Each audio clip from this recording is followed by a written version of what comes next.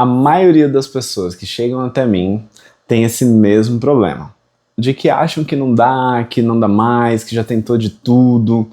O meu curso, ele é tipo o último recurso, sabe? Porque ele é algo desconfortável, né? Eu tiro a pessoa da zona de conforto, já coloco ela para aprender inglês sem tradução.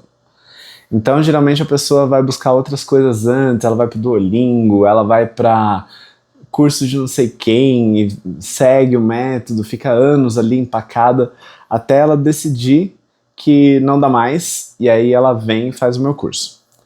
Se você já tentou de tudo e já tá quase desistindo, não desiste ainda. De lá pra cá, minha vida se transformou completamente graças ao inglês. Então eu ganhava um salário mínimo, tinha um trabalho que era das 8 da manhã até as 6 da tarde, tinha que estar lá no horário fixo, não podia ficar doente, né? Se ficasse doente tinha que levar atestado, não gostava do meu trabalho.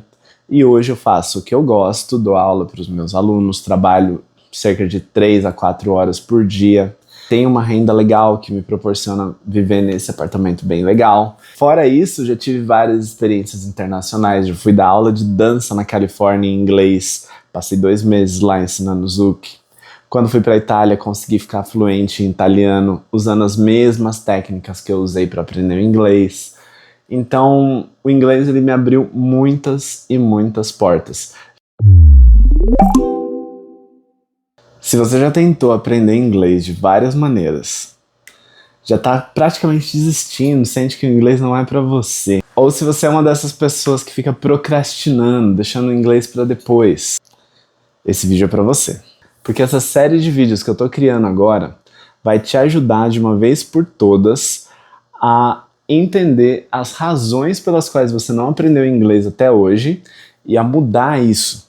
Então, se inscreve aqui no canal, porque eu não tenho o dia certo para lançar esses vídeos, mas assim que estiver gravados eu vou lançando, e um desses vídeos com certeza vai contemplar a sua situação. Hoje eu vou começar com uma história de sucesso, que é a minha história de sucesso. Então, como eu consegui aprender inglês e ficar fluente em 1 mês de intercâmbio. Basicamente, eu comecei inglês quando eu era criança, eu tinha ali uns 12 anos, e eu fiz 1 ano de inglês. Esse 1 ano de inglês foi o ano mais sacrificado da vida para eu resolver fazer inglês. Isso porque, na verdade, eu não queria estudar inglês. Eu fazia inglês como uma negociação que eu fazia com a minha tia, que ela falava o seguinte: se você quiser fazer algum curso, primeiro você tem que fazer inglês. E aí eu queria fazer xadrez, então tinha que fazer inglês e xadrez. Depois eu quis fazer música, aí tinha que fazer inglês e música. Isso que esses cursos de xadrez e música era tudo de graça. Mas ainda assim tinha essa negociação constante ali, porque ela considerava o inglês e a informática coisas muito importantes. Então ela falava assim: isso vai mudar o teu currículo, então vai lá e faz esse negócio, menino. E basicamente ela gastou dinheiro à toa, porque eu ia pro curso, eu até gostava de inglês, mas eu não aprendia. O curso, a única coisa que eu aprendi de legal nesse curso foi que não podia traduzir. E é o que eu levo hoje para minha vida. Então foi um grande aprendizado ali. Mas na prática eu não saí de lá falando um A de inglês.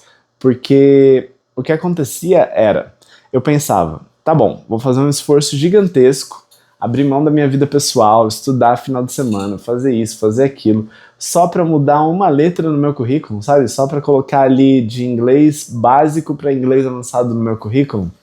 E eu pensava, não, isso não vale a pena. Eu nem estava procurando trabalho, eu tinha 12 anos, não estava nem aí para trabalhar. E eu ia pensar assim, não, quando eu tiver 18 anos eu vou trabalhar.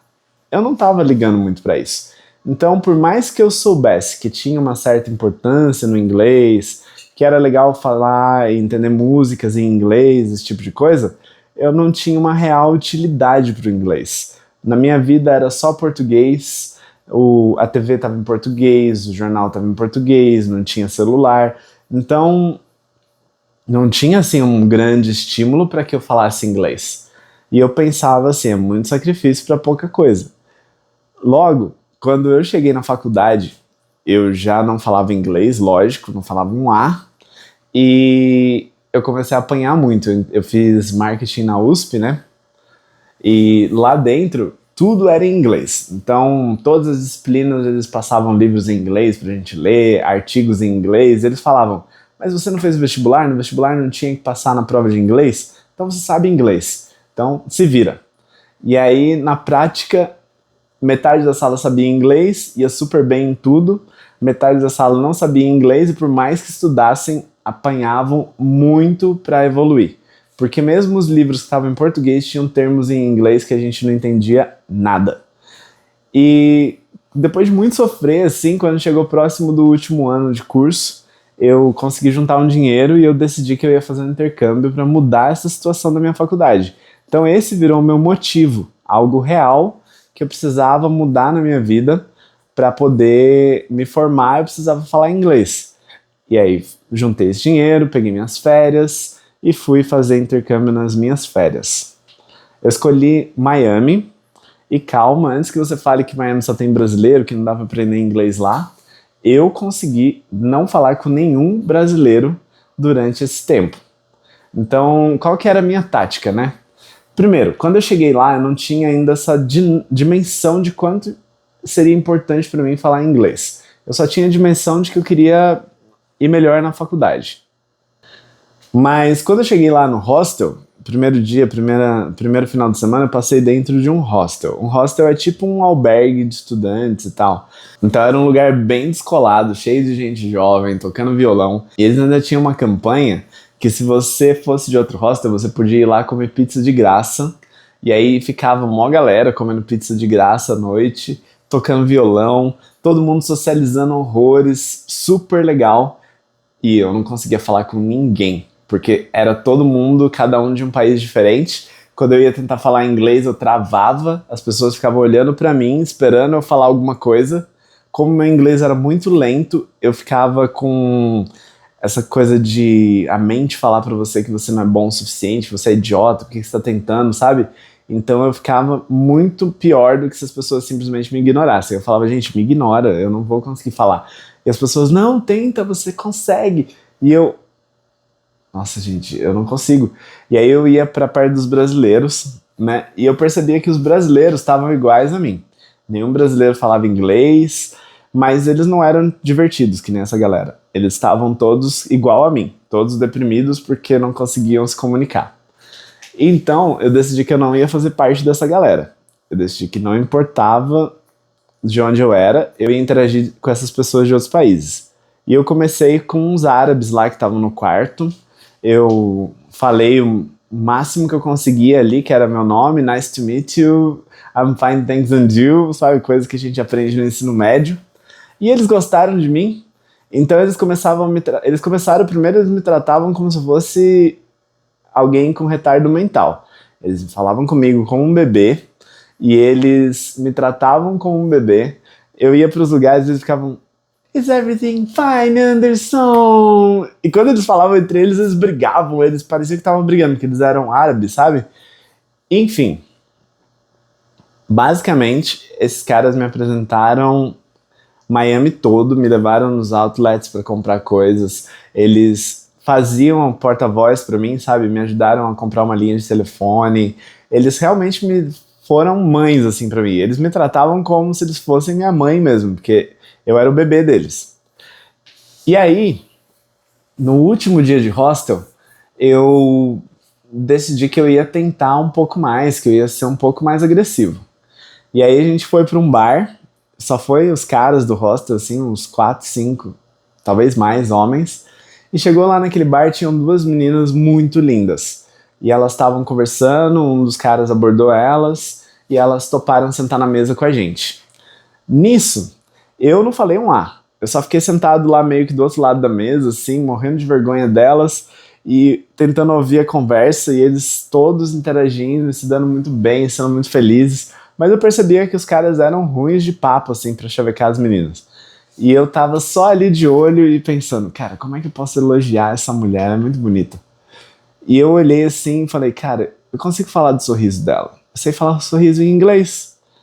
Tá, mas eu não consigo dar nenhum elogio decente. Vou falar que é branco. Já sei, vou falar que é branco. Então eu elaborei aqui com a minha mente em inglês. Falei, smile, white.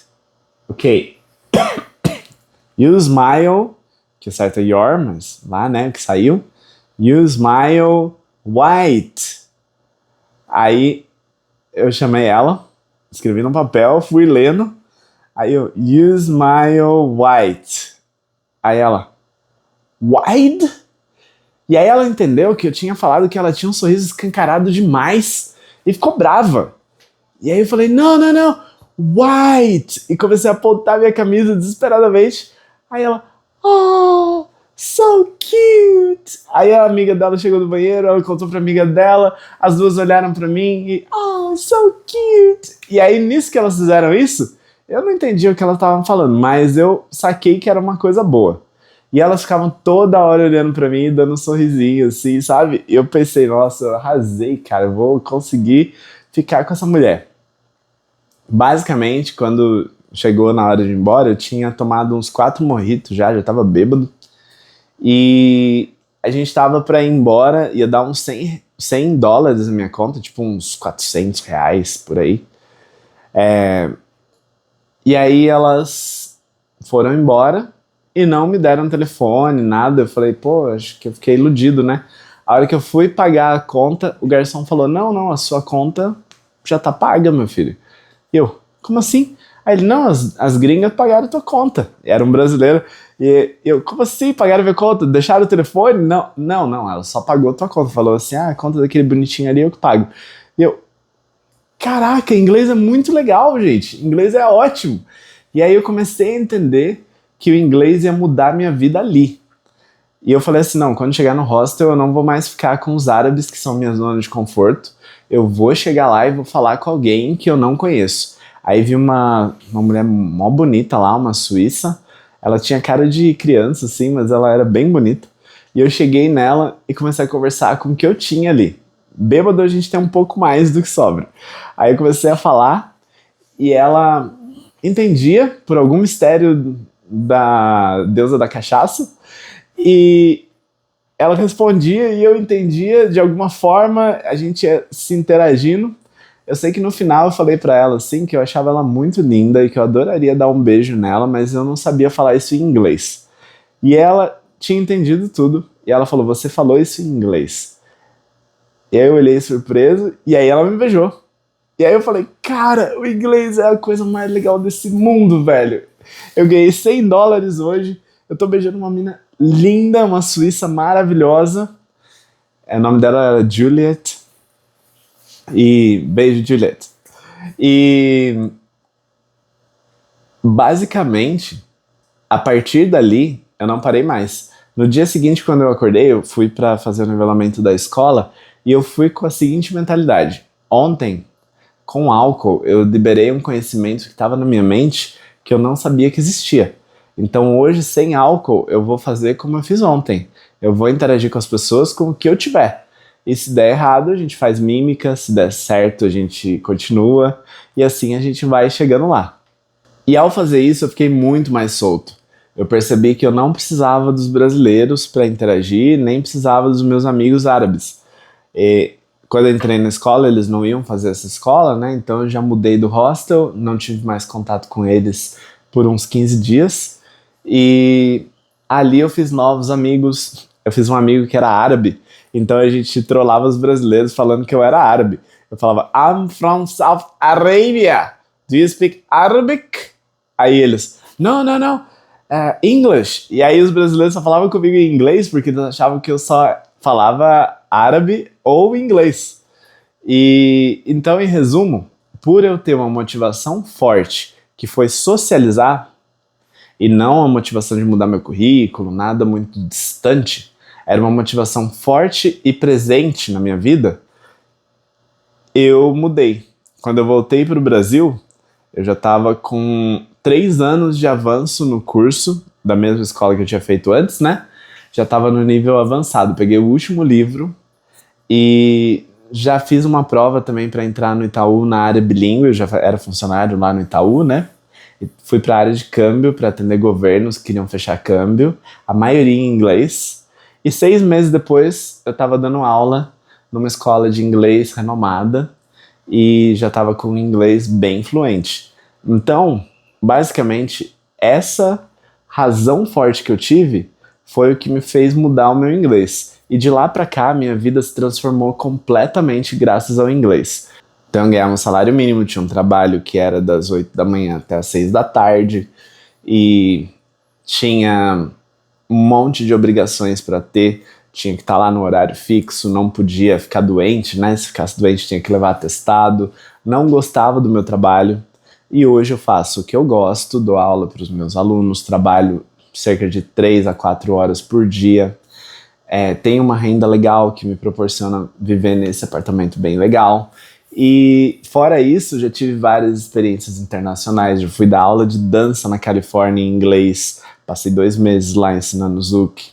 Quando fui para a Itália, consegui ficar fluente em italiano, usando as mesmas técnicas que eu usei para aprender o inglês. Então, o inglês ele me abriu muitas e muitas portas. Já conheci aí pelo menos umas 1.200 pessoas através do inglês, como professor dando aula para essas pessoas. E dentre essas pessoas, consegui ter muitos amigos e aprendi muitas coisas. Já dei aula para presidente de banco, já dei aula para dono de banco, já dei aula para presidente de empresa multinacional. E assim a gente vai entendendo como funciona a cabeça dessas pessoas, sabe? Já dei aula para pessoas que têm vários problemas, para pessoas que moram em diversos países. Austrália, Bélgica, Inglaterra, Irlanda, Estados Unidos praticamente todos os lugares, sabe? Maine, New Jersey, New York, Califórnia, Flórida, enfim.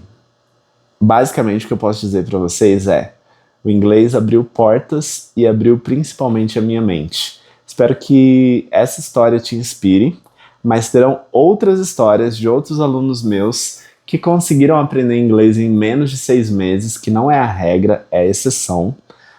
A regra é de 6 meses a 1 ano e meio, o aluno chega à fluência no meu curso.